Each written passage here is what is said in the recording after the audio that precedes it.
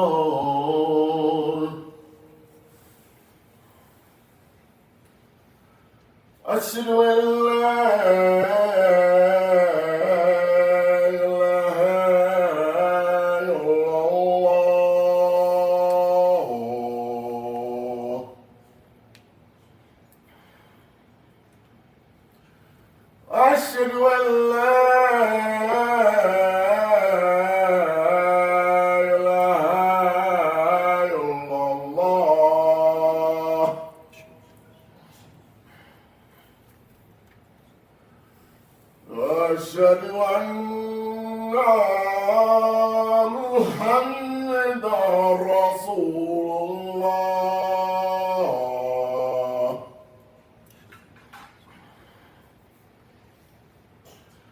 أشهد أن محمدا رسول الله.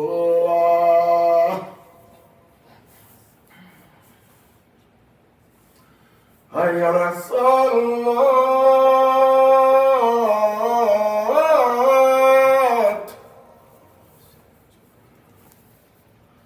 هيا على الصلاة،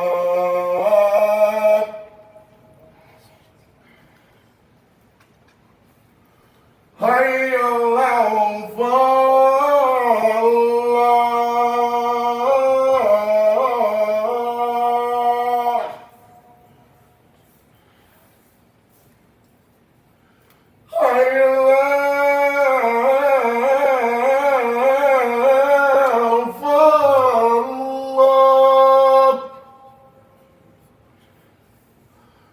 الله أكبر.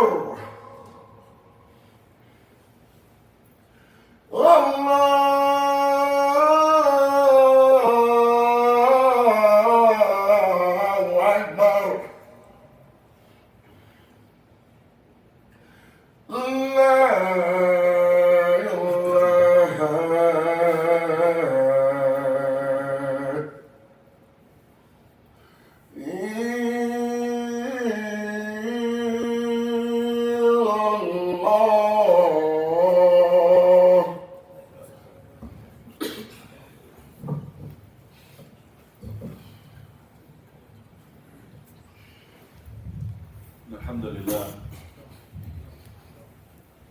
نحمده ونستعينه ونستهديه ونستغفره ونعوذ بالله من شرور أنفسنا ومن سيئات أعمالنا. من يهده الله فهو المهتد ومن يضلل فلن تجد له وليا مرشدا. وأشهد أن لا إله إلا الله وحده لا شريك له، وأشهد أن محمدا عبده ورسوله وصفيه وخليله، بلغ الرسالة وأدى الأمانة ونصح للأمة، فترك على المحجة البيضاء ليلها كنهارها ما زاغ عنها إلا هالك وما استمسك بها إلا مهتد، صلوات الله وسلامه عليه وعلى آله وصحبه أجمعين. وبعد. I bear witness there is no God but Allah the Almighty, the just, the merciful, and the avenger. And I bear witness that Muhammad, peace and blessings be upon him, is his messenger. My dear brothers and sisters, hope is not just a matter of faith, nor is it an abstract concept. Hope, which is established on the foundation of Iman, the foundation of faith, which is the first condition, is something that we construct, something that we realize through strategizing, planning, and there has to be a commitment and passion, and then we have to execute. Therefore, we understand hope as a constant struggle. It is not an illusion. Allah Azza wa Jal tells us in the Quran that our life is about this constant struggle. يا أيها الإنسان إنك كادح إلى ربك كدحا فملاقيه. Since the moment that we take the first breath, our struggle starts in this life. Challenges is not something that we choose. They're imposed on us. But the choice is how we respond to them. That's why Allah says, إِنَّكَ كَادِحٌ إِلَىٰ رَبِّكَ كَدْحًا فَمُلَاقِيهِ. Yes, you will face these obstacles and challenges, and you have to deal with them until you meet Allah Azza wa Jal. Therefore, the Quran distinguishes between two forms of hope. The first form is the real and legitimate hope, and the second one is the delusionary and false one, as the Quran calls it. ذَرْهُمْ يَأْكُلُوا وَيَتَمَتَّعُوا وَيُلْهِهِمُ الْأَمَلُ فَسَوْفَ يَعْلَمُونَ. Let them eat and enjoy themselves and be diverted by false hope, for they are going to know. Those who subscribe to false hope deceive themselves that things will be better on their own, that things will change and become better just because of their perceived or self-perceived iman. And why am I saying self-perceived iman? Because again, this is a delusionary and false hope. A hope that does not require action, does not require efforts by us. So people say, or some people, you hear people say, I am going to enter Jannah just because I have this firm embedded iman in my heart. But how do you reflect it? How do you manifest it? It doesn't really matter, because I have that deep iman. Although we know as Al-Hasan al-Basri, one of the great Muslim scholars, one of the tabi'un that came after the followers of the Sahaba, who were taught, that generation that was taught by the Sahaba of the Prophet ﷺ, tells us that iman is not a word that we utter. In fact, iman is what we have deep rooted in our hearts, manifested or expressed by our tongues and manifested by our actions, substantiated by action. So when we talk about the real and legitimate hope, it is what we seek to achieve and make a living reality, not only a desire. If it's only a desire, then it's not a hope. It's a delusion. And we're deceiving ourselves.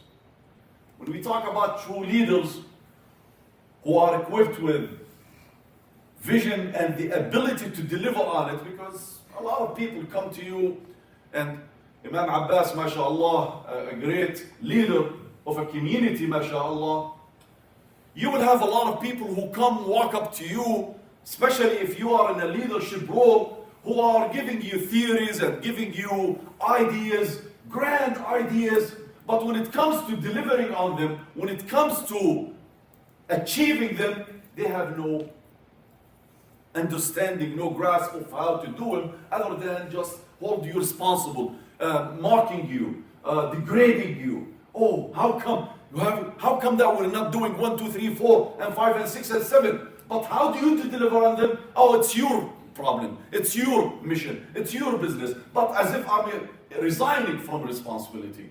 So when we talk about leaders, true leaders, who are equipped with vision and the ability to deliver on it, we're talking about leaders who are not prisoners of their hopelessness and despair. Who know that they need to translate this hope into, or convert it into, an actionable map to get to the objectives that they have set forth.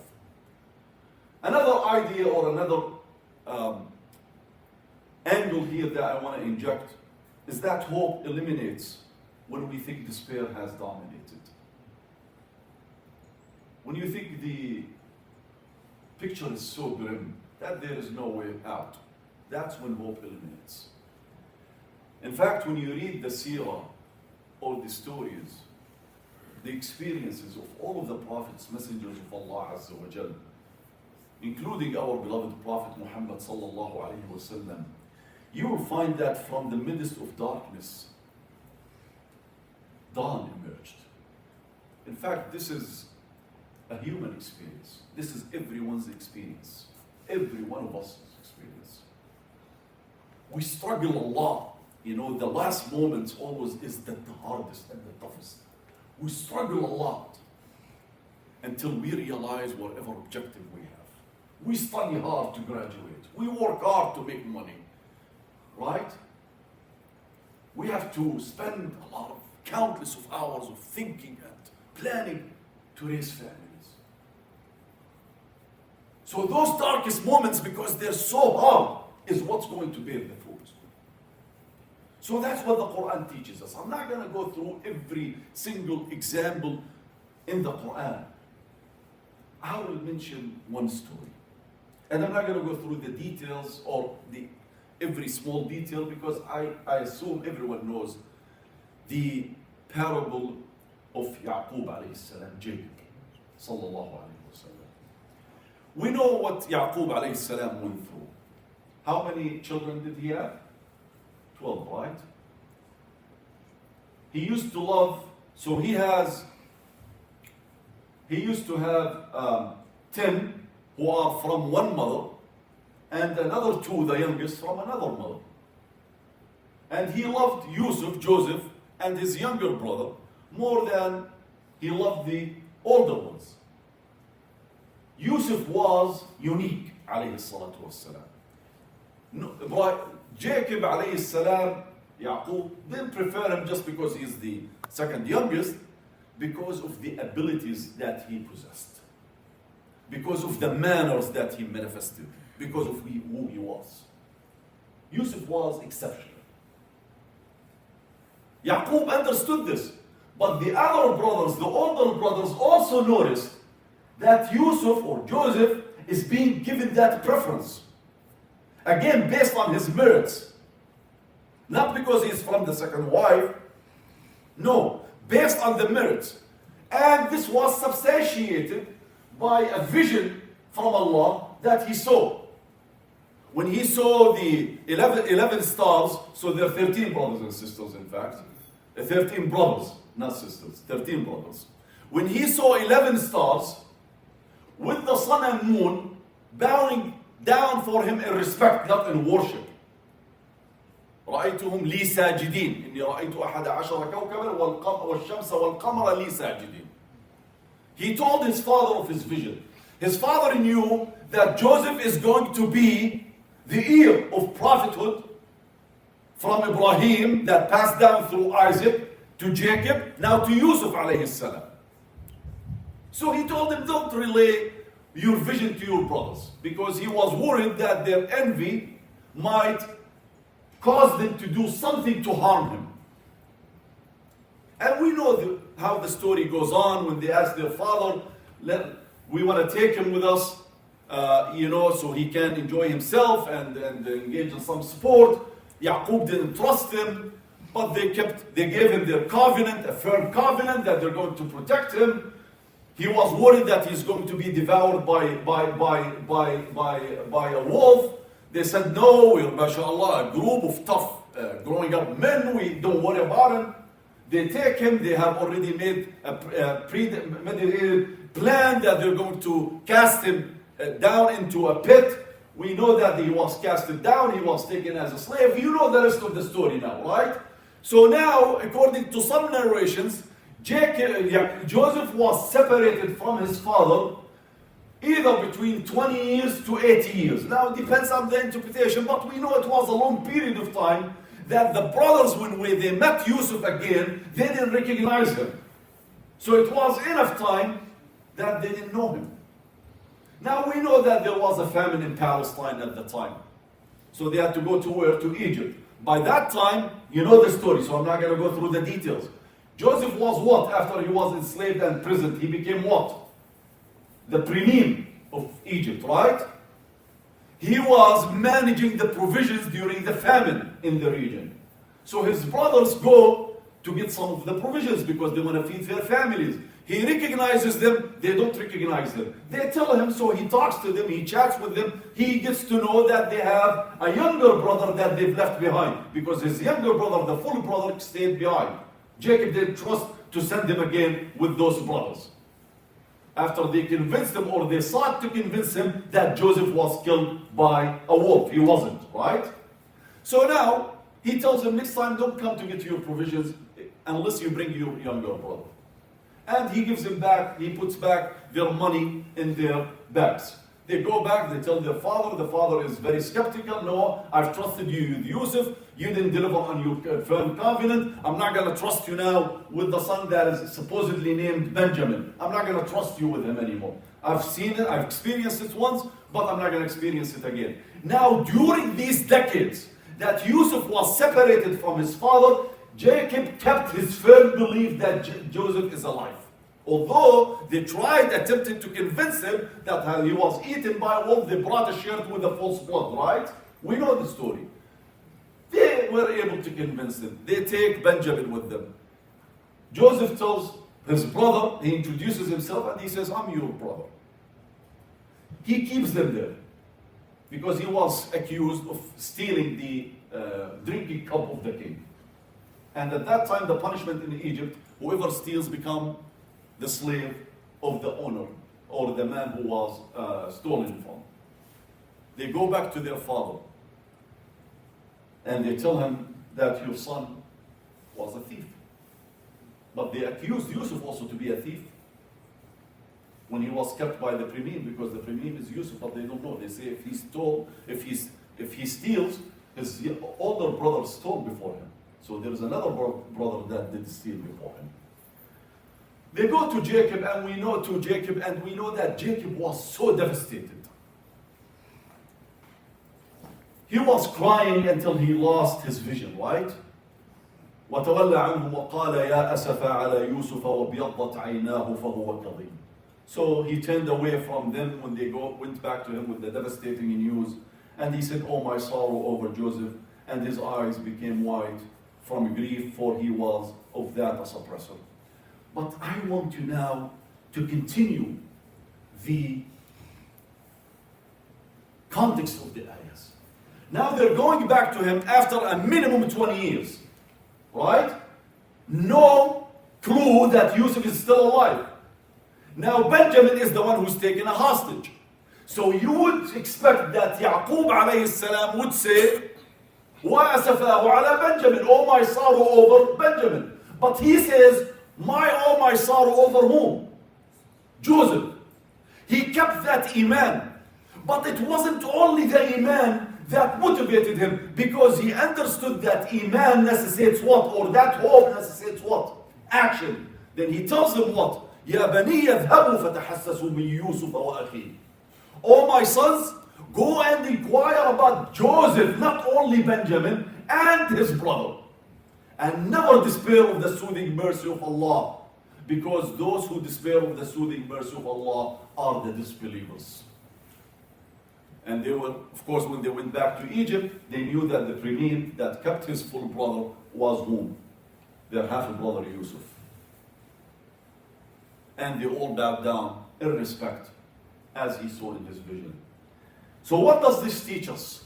Iman is not enough. Hope is not enough. Unless we act on them, unless we make them actionable. Otherwise, we are in the category of false and delusionary hope. That's why the Quran keeps reminding us, أَلَيْسَ الصُّبْحُ بِقَرِيبٍ? Isn't dawn here? Never despair. Never despair. My dear brothers and sisters, this brings me to what is happening today in the Gaza Strip. For over 15 months now, Gaza has been subjected to a genocide that is taking place. Now, don't listen to this hypocrite, this liar, John Kirby, who just said 2 days ago, I don't know if you know who John Kirby is, the spokesman for the National Security Council here, who just said 2 days ago that we don't see any signs of genocide in Gaza.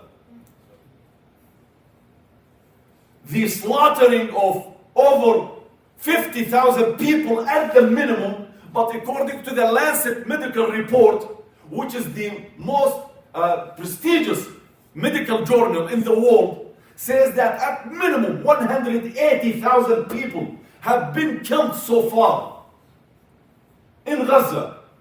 Out of how many? 2.2 million people.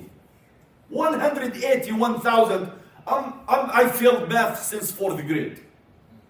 And I'm not shy away about it. That's why I studied political science. So you know why we have the smartest people running, not only this nation, but worldwide. So 180,000 out of 2 million, almost 17, 18% of a population, most of which are children and women. In fact, the Gaza society is so young that the overwhelming majority, over 76%, are under the age of 28, have been slaughtered by Israel in the name of self-defense, by our own weapons,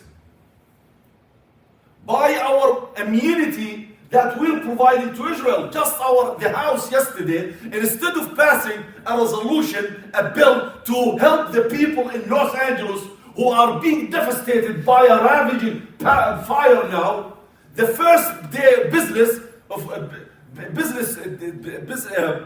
action that they start with is condemning the ICC, the International Criminal Court, that issued arrest warrants against Benjamin Netanyahu, the Israeli Prime Minister, and Yoav Gallant, the Israeli or former Defense Minister. So they want to sanction the ICC instead of passing a resolution to help the devastated American people in Los Angeles. They don't give a damn about the American people. These people's loyalty is not for their own constituents. Their loyalty is to evil. Is to evil. Because when you protect a war criminal, you're protecting evil.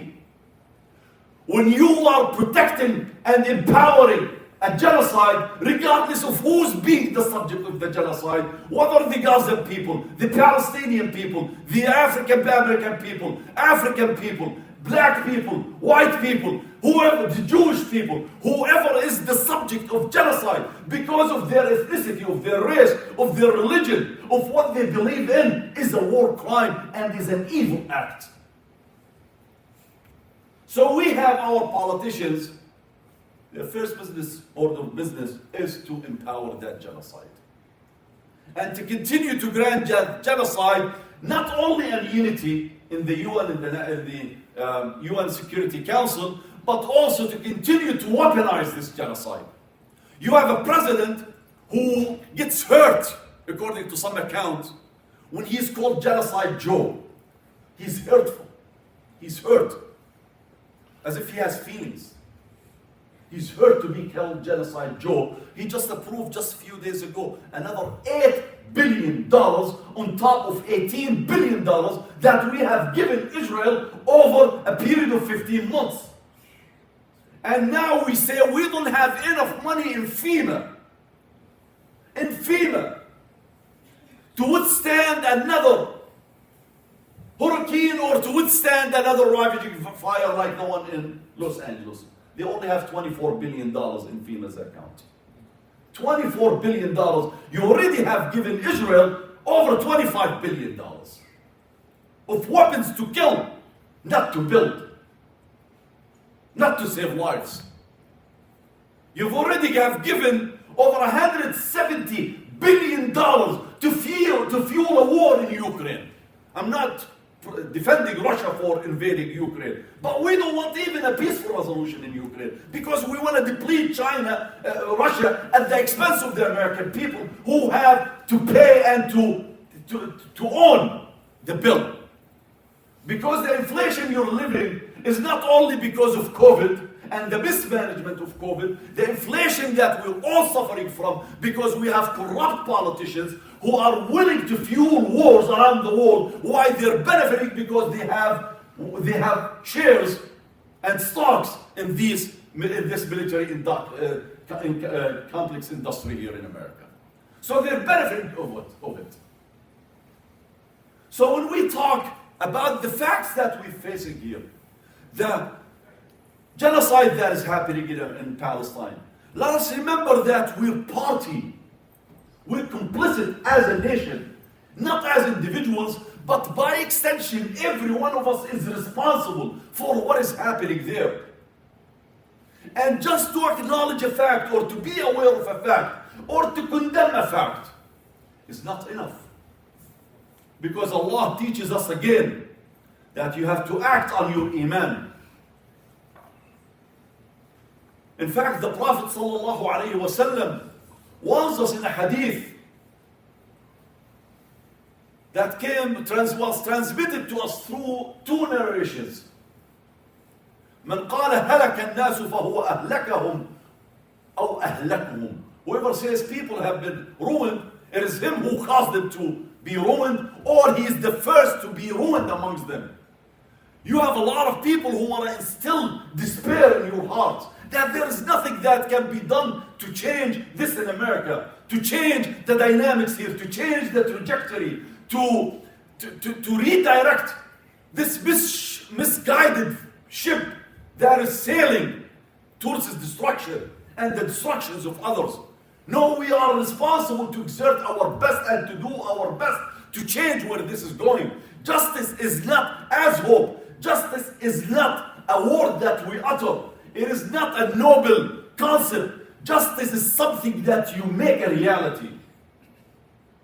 So if you want to achieve justice in Palestine, you have to struggle. And since I'm in the first masjid of Cleveland, mashallah, and I was listening to our beloved Imam, Sheikh Abbas, about his experience and the experience of his father and grandfather, how they became to Islam. I know that they have to struggle, as every African American in this country had to struggle, and still have to struggle in America. Because we know that we have institutionalized racism when it comes to African Americans, when it comes to Muslims. Yes, there is anti-Semitism, but it's not institutionalized. Anti-Semitism is an evil form. I'm not going to accept any form of defamation or any form of injustice against any people, but it's not institutionalized. But when you come to African Americans and Muslims, it is institutionalized. You're being discriminated against by whom? By your own state, by your own government. Now, since May, I have been put back on a watch list as a suspected terrorist. Why? Why? Because I speak for Palestine, for justice in Palestine, against the crimes of the Biden administration. And instead of having pre-check and clear, going to my flight half an hour before, now I have to be 2.5 and 3 hours, and I still miss my flights. Because I have to be subjected to this intrusive search. When they wrinkle my jacket as if I'm hiding a bomb in it. And one time there was an African American TSA officer who was doing this intrusive search. And he asked me, do you know why we're stopping you? I said, for the same reason why when you're driving a fancy car, you get pulled over by a police officer. Shame on you that you're doing this.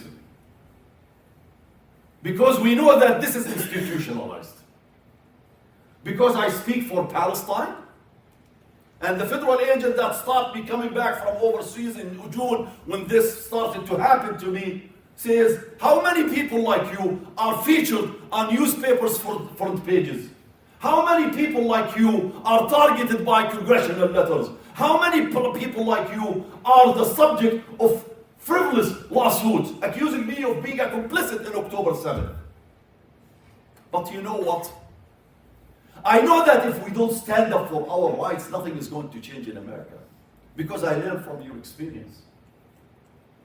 I learned from what Martin Luther King told us, when justice somewhere is a threat to justice everywhere. I know that the struggle of Hajj Malik Shabazz, Malcolm X also taught me this. Rosa Parks also taught me this. I know that in America at one point we had the Jim Crow laws. We had segregation and apartheid, and it still exists, by the way. And this is what the Palestinians are being subjected to.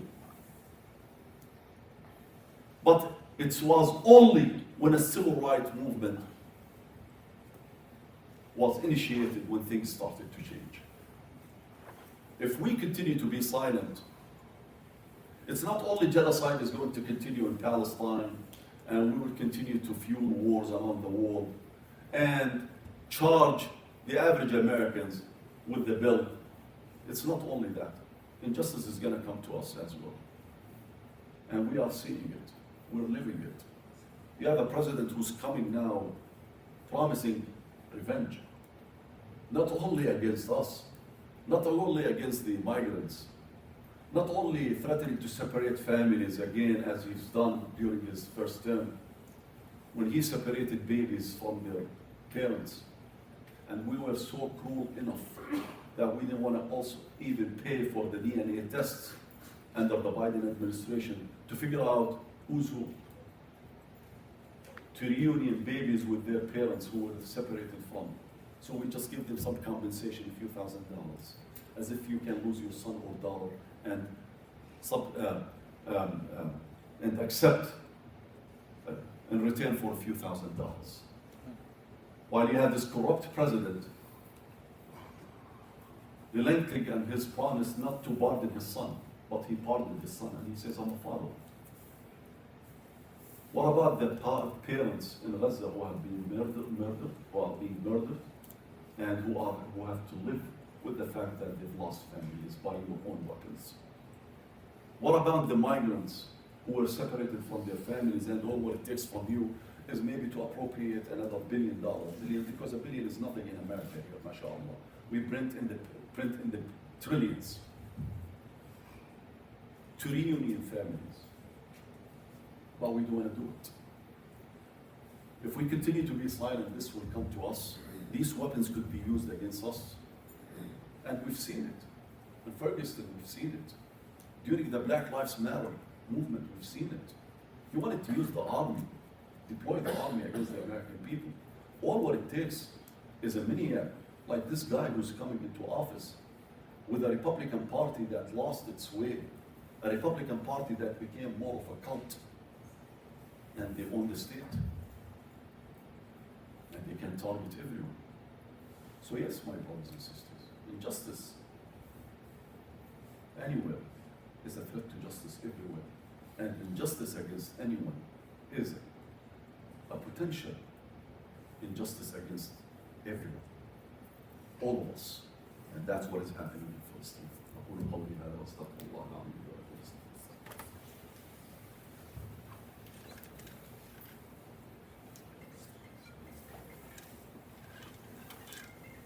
إن الله وملائكته يصلون على النبي يا أيها الذين آمنوا صلوا عليه وسلموا تسليما اللهم صل على سيدنا محمد وعلى آل سيدنا محمد كما صليت على سيدنا إبراهيم وعلى آل سيدنا إبراهيم وبارك على سيدنا محمد وعلى آل سيدنا محمد كما باركت على سيدنا إبراهيم وعلى آل سيدنا إبراهيم في العالمين إنك حميد مجيد.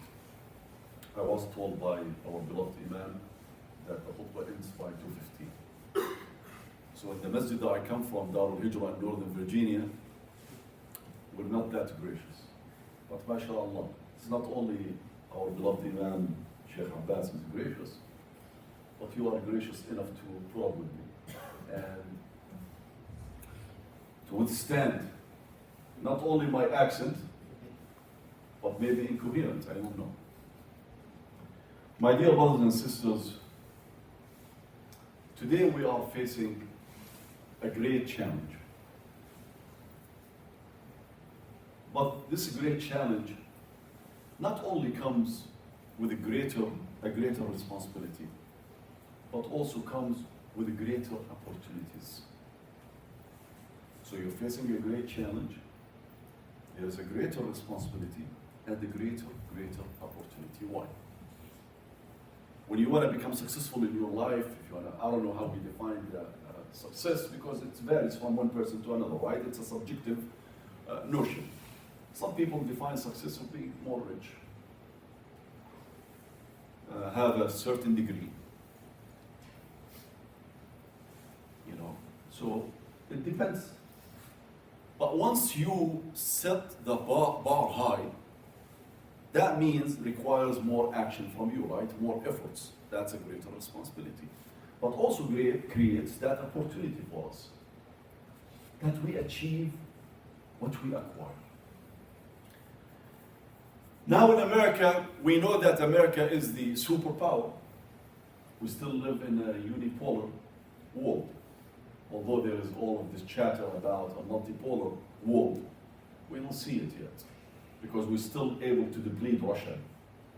We're still able to threaten China and, with more tariffs, and now we're threatening a coercion, economic coercion against Canada to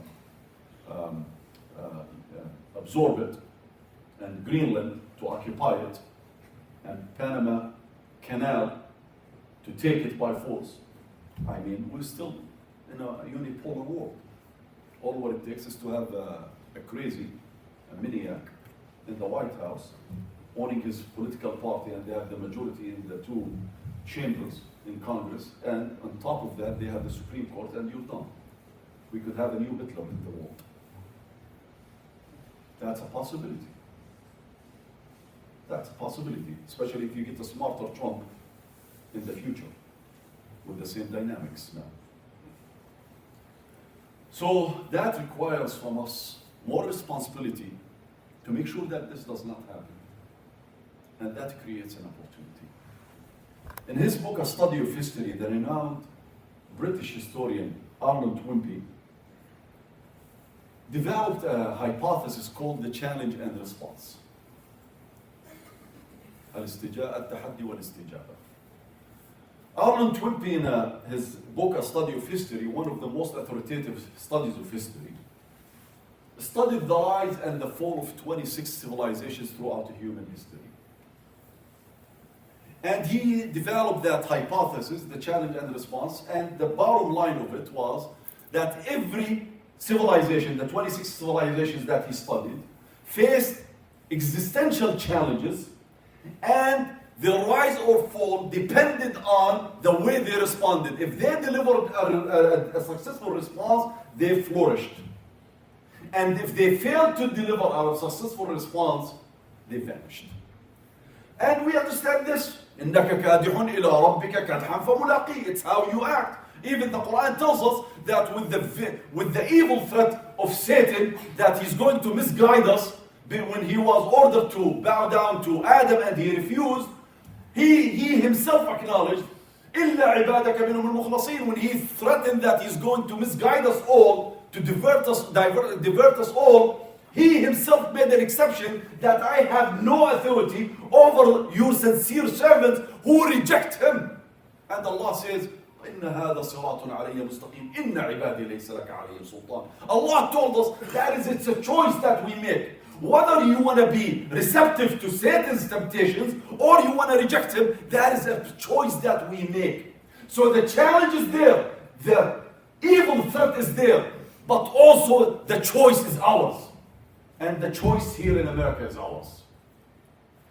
To end this injustice, this structural injustice in America, and to end this genocide that is taking place in our names. We might not be able to end it tomorrow or after tomorrow, but we have to initiate this movement. It took centuries in America for African Americans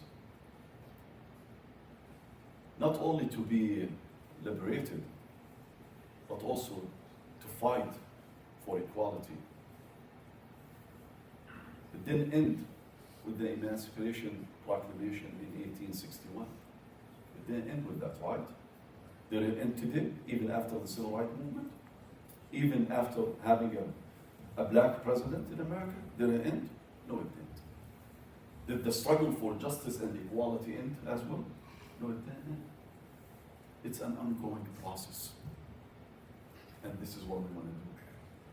But now understanding that all of these injustices have one root, one evil root.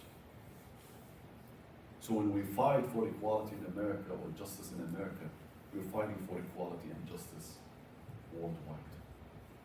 Because the fortunate or the unfortunate fact, it's how you look at it. We are the most influential country in the world, and we are responsible for so much of this mischief that is taking place worldwide. Gaza is one of them. And we have to keep that in mind. Not only because we're Muslims and we feel for our brothers and sisters who are being devastated by our own tax money, by our own government, by our own weapons, but also because we're human beings.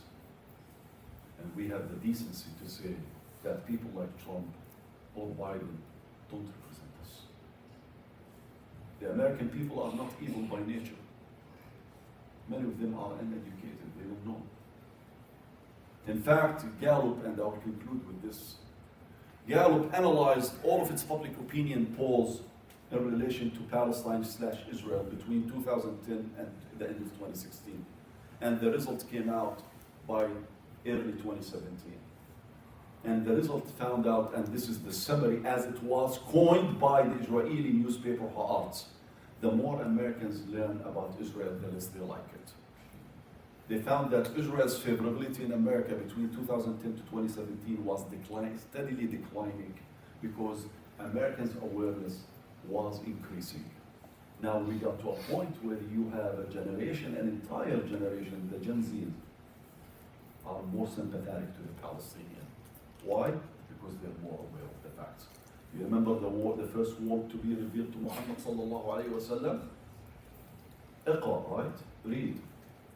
It didn't start with the oneness of Allah. Actually, knowledge led him to the true Creator. Iqra bismi rabbika alladhi khalaq. Read in the name of your Lord that created.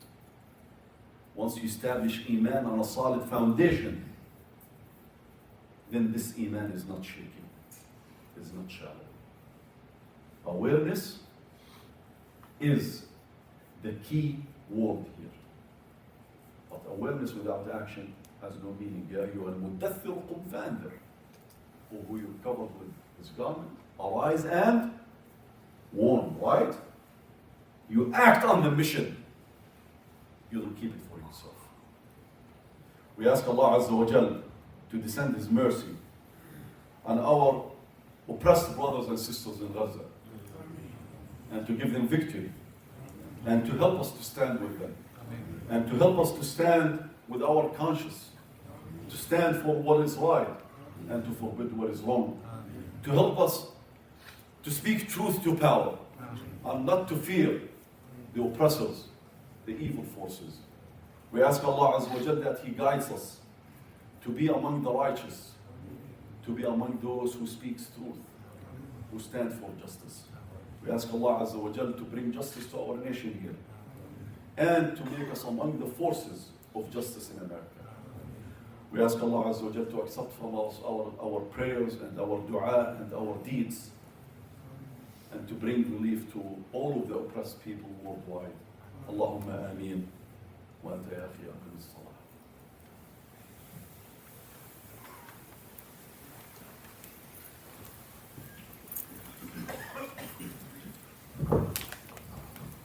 الله أكبر الله أكبر أشهد أن لا إله إلا الله أشهد أن محمد رسول الله حي على الصلاة حي على الفلاح قد قامت الصلاة قد قامت الصلاة الله أكبر الله أكبر لا إله إلا الله.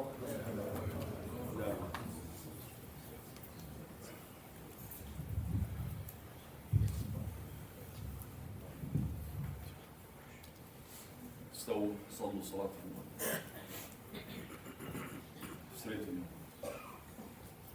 الله أكبر.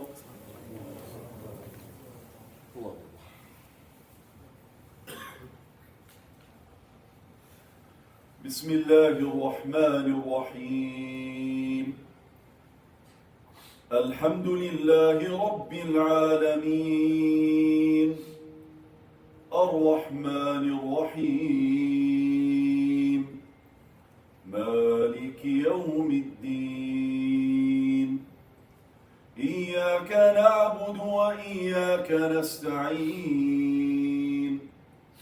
اهدنا الصراط المستقيم، صراط الذين أنعمت عليهم غير المغضوب عليهم ولا الضالين.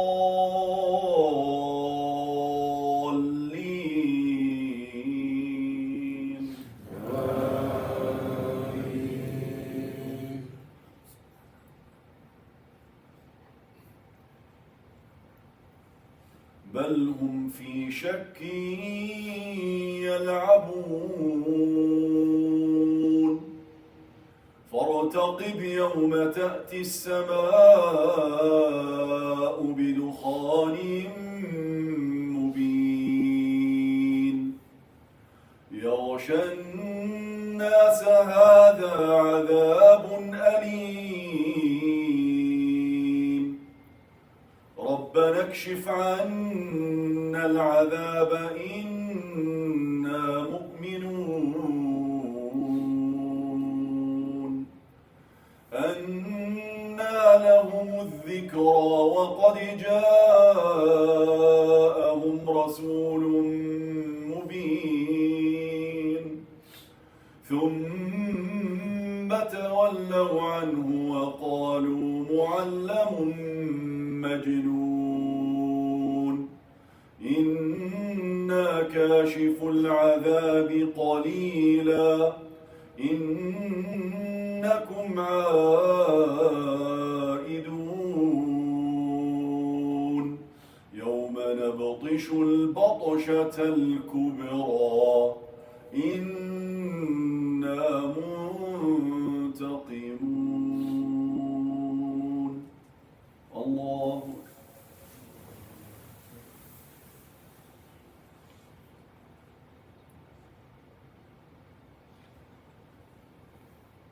سمع الله لمن حمده. الله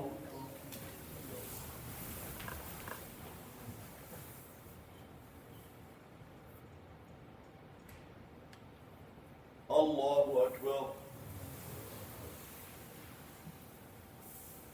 الله أكبر.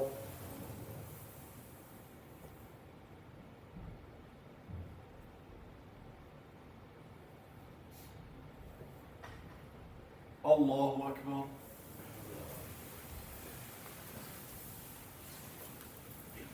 بسم الله الرحمن الرحيم. الحمد لله رب العالمين، الرحمن الرحيم، مالك يوم الدين. إياك نعبد وإياك نستعين. اهدنا الصراط المستقيم، صراط الذين أنعمت عليهم غير المغضوب عليهم ولا الضالين.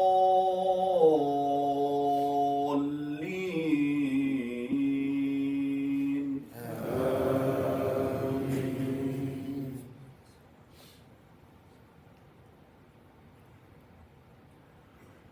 تبت يدا أبي لهب وتب، ما أغنى عنه ماله وما كسب.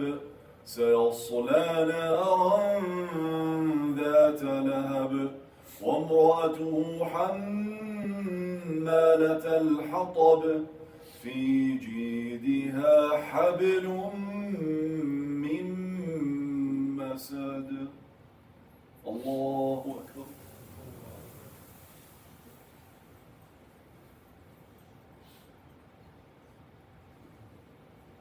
سمع الله لمن حمده. الله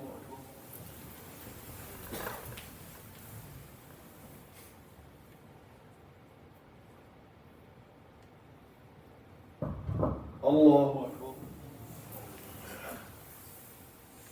الله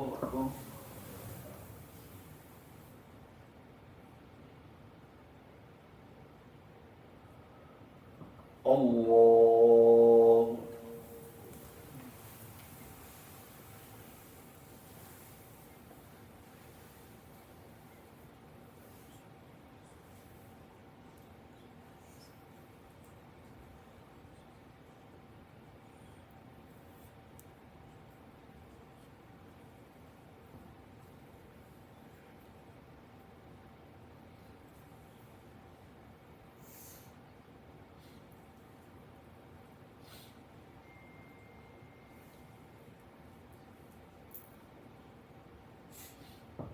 السلام عليكم ورحمة الله. السلام عليكم ورحمة الله. السلام عليكم ورحمة الله وبركاته.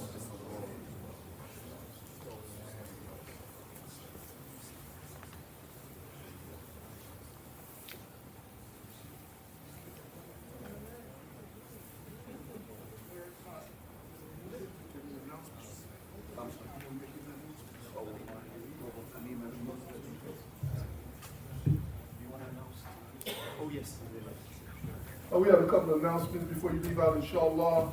My brothers and sisters, inshallah, a reminder, those of you who leave, Allah, as it says in the Quran, who will give to Allah, who will loan to Allah a beautiful loan, and which he will double in return. So remember Sadaqah as you leave out. The masjids, all of the masjids now are in dire need. You have winter months, you have a $2,000 gas bill here, inshallah. So, you know, and the people who pay those gas bills are you. So we're dependent upon your resources to make sure that all the bills, that your comfort to come in the masjid, your comfort to come in and to be educated, your comfort to come in and make salat every Jummah, your comfort to come in 5 times a day here. This masjid has been open for 87 years, and it doesn't exist without you. So inshallah, as you leave out, it will be a reminder, inshallah, to give, inshallah, as you leave out. And you can do that by going to several resources. You can go to Cash App, $FirstCleveland. You can go that way. You can go to FirstCleveland Mosque at 131.com, that's Zelle. You can go to 3613 131st Street, you know, and put a check into the mailbox there.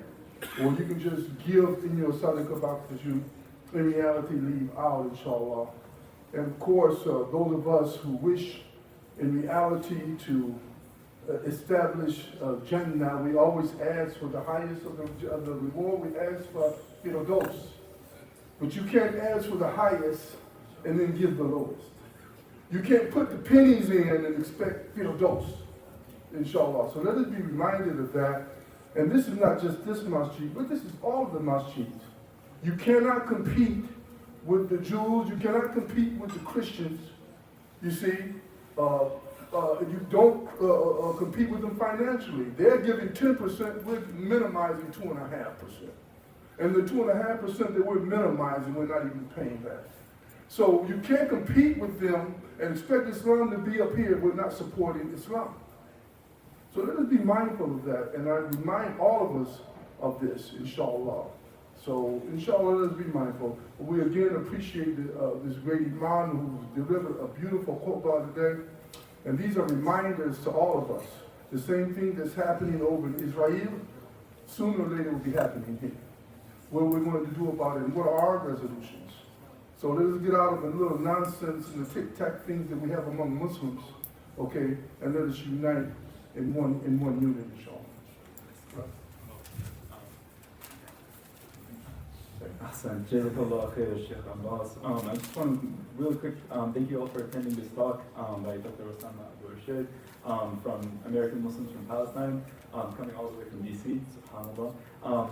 If you are interested in learning more about the work of American Muslims for Palestine, there is a table downstairs, I believe. I'm not sure if there is one on the women's side, but you can also follow us on social media at Cleveland, at AMP Cleveland. We're on Instagram currently. There's also a QR code on the brochure, which sends you to a Google form where you can, you know, if you're interested in joining or in learning more, you can just fill out that Google form. Finally, there is another event tonight at Westlake Masjid. It's at 8 p.m. If anyone is able to come, inshallah, you're more than welcome. Dr. Abu Rashid will also be speaking at that. And tomorrow, as well, at the Islamic Society of Akron and Kent, there will be a talk at 7 p.m. to 9 p.m. There will be free dinner provided as well at this talk. So if any of you are in the Akron and Kent area and you want to come, 7 p.m. tomorrow, Islamic Society of Akron and Kent. And all of this is on our social media too, at AMP Cleveland. Finally, one last thing, there's a rally for Palestine, Lebanon, and Syria this Sunday at 2 p.m. The rally will be at 14900 Detroit Avenue, Lakewood, Ohio, next to the Mark's grocery store. And that's all I have. Thank you again. Takbir! Takbir! Takbir! Those of you who wish to stay with us, Salat will be in 2:58, inshallah. If you wish to stay back and recite, go with Asr with us, inshallah. It's about another 20 minutes, another 25 minutes, inshallah, 30 minutes, inshallah. So be mindful of that. Those of you who wish to, you have a literature downstairs. You have pies and whatever goodies you have downstairs. And those of you who want to go out and give the $10 and $15 for the pie, don't forget to stop with them, inshallah. Let us be mindful of that.